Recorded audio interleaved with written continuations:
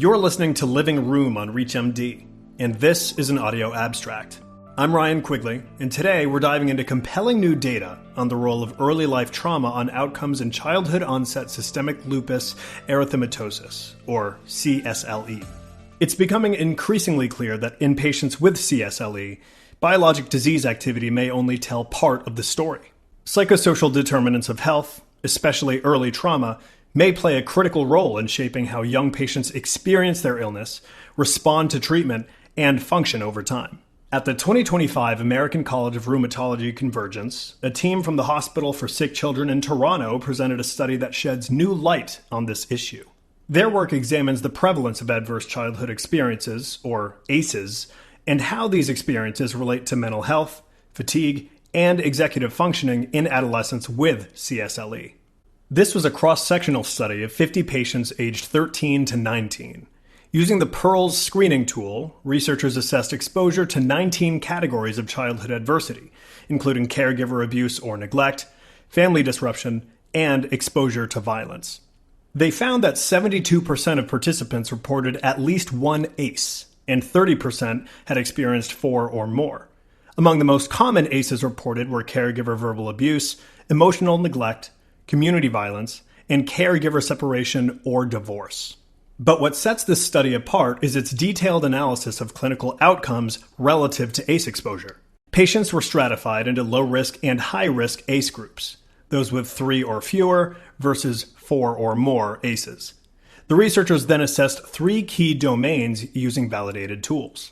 Mental health outcomes, measured by the PROMIS Pediatric 37 profile for anxiety, depression, and fatigue. Cognitive functioning, using the BRIEF-2 Global Executive Composite Score, and lupus disease activity, using the adjusted mean SLEDI-2K. The results were compelling. Those in the high ACE group scored significantly worse across all PROMIS domains, with p-values less than 0.001 for anxiety, depression, and fatigue. They also demonstrated poor executive function, again with high statistical significance.